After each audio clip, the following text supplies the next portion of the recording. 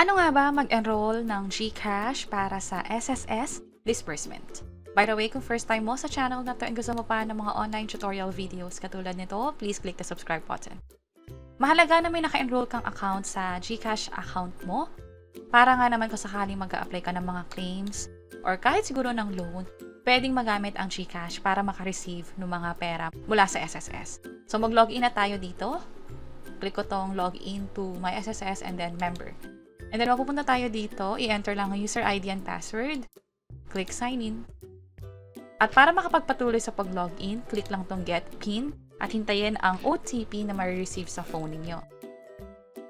Enter ko lang dito. Siya nga pala kapag may OTP, wag nyo itong ibibigay sa ibang tao. Never mag-a-ask ang SSS o kahit anong mga legit na mga institution para hingi ng OTP ninyo. Click ko tong login. And then scroll down ko lang, click ko yung I agree. Para makapag-enroll sa disbursement, i-click lang tong services and then disbursement account. By the way, kung ang gamit nyo ay yung cellphone ninyo, parehong-pareho lang yung magiging proseso. Halimbawa, open ko tong Google Chrome ko and then search ko yung SSS online. Ito. Punta ako sa website ng SSS katulad kanina. Para makapag-login, tap ko muna tong create my SSS account login. Tap ko yung member login.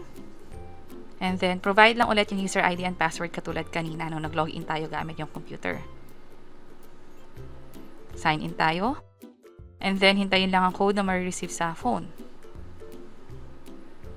Click login. Dito, I agree lang. Ang mangyayari ay i-tap nyo tong 3 lines para makita nyo yung services. Which is katulad nito natatakpan lang. Services tayo, disbursement account. And then, makikita nyo pareho na, disbursement account enrollment. Scroll down lang natin. Kailangan i-check ito. May mga reminder nga pala dito, especially for GCash. Kailangan upgraded or fully verified yung account para hindi magkaroon ng problema doon sa wallet limit. So, click ko tong proceed. And then, enrollment na tayo. So, step 1, enrollment. Step 2, supporting documents. Review. And then, enrolled for step 4. So, ito yung bank. Pahiga ko lang yung phone ko para mas malaki yung view. So, meron tayong option ng bank, pero e-wallet ang pipiliin natin. And then, pareho na yung mga fill up pa na information. So, kahit anong device ang gamit ninyo, cellphone, laptop, or computer man yan, pareho lang din yung itsura niya. Yun nga lang, nagkakaiba lang ng pwesto. Kasi nga, dito sa phone, mas maliit yung view. Unlike sa computer, kita na agad yung menu sa bandang taas. Dito sa phone, tap nyo lang yung 3 lines para lumabas yung menu na services. So, e-wallet na tayo for PesoNet participating name or bank. Ito siya, GCash. Ilagay dito ang cellphone number. I-type lang ulit dito ang cellphone number. So, twice siyang i-enter. Click ko yung next. Step 2 na tayo, supporting documents na. Dito na papasok yung mga requirements. So, document type, e-wallet screenshot. Ito yung halimbawa niyan. So, sa phone niyo sa GCash, ang gagawin nyo is after makapag-login, pumunta lang dito sa profile, sa dulo. And then, ayan, nakalagay fully verified at my phone number. I-screenshot nyo yan at siyang i-upload nyo dito. May file size na 3 MB. Minsan nagkaka-problema dito kasi masyadong malaki yung file size. Ang ginagawa ko, kung wala akong way para paliitin to gamit yung mga software or online, i-save ko lang ulit siya or kukunan ko ulit siya ng screenshot. Siguro papaliitin ko ng konting-konti lang hanggang sa lumiit na yung dimension. Pero kung may iba naman kayong paraan, mas maganda. So, click ko to para makapag-upload na. Kung ang gamit nyo ay yung phone, pwede nyo namang i-tap din to and then piliin na lang siya sa gallery ninyo. So, uploading na. And then, scroll down ko lang. This time, valid ID naman. So, sa valid ID, ito yung tinatanggap nila. So, close ko to. Upload ko lang ulit. Okay na yung sa ID. Finally, yung selfie. Para sa selfie, dapat walang nakaharang sa mukha. Halimbawa, yung salamin, yung sombrero. Also, ang kukunan din is yung hanggang balikat. Hawak mo yung ginamit mong, for this case, yung hawak mo yung phone mo na nakalabas yung sa GCash na profile. And then, hawak mo rin yung sa ID na ginamit mo dito sa bandang taas. Ito, yung pwedeng halimbawa ng selfie pa. Kung mapapansin nyo, kuha niya yung almost half ng body and then meron ditong passport. Dito, ang ginamit niya is yung debit card naman niya. At ang rule nga pala natin sa lahat ng pag-upload, dapat malinaw yung mga details. Halimbawa, yung pagkaka-picture ng ID, malinaw yung name doon, nababasa, maging yung sa GCash, malinaw din yung phone number doon, pati yung pangalan ninyo.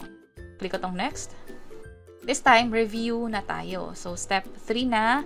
Mabilis lang kung makapansin nyo. Ang importante is naka-ready na yung mga picture or yung screenshot na kailangan para dito. So, ito yung phone number sa GCash. Check ko lang to. And then, click ko yung enroll. And successfully enrolled na yung account.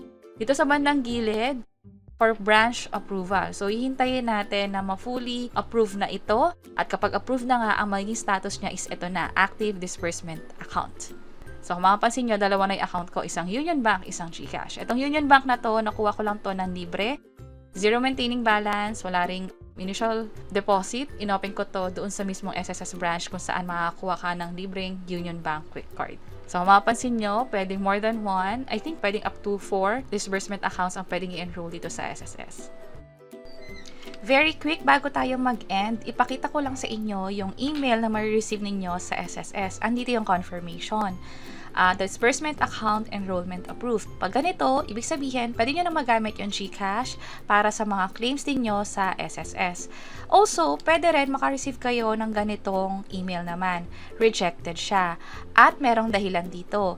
For this case, yung selfie photo. Ibig sabihin, hindi malinaw or hindi nababasa yung identification card or yung valid ID na ginamit maging yung proof of account.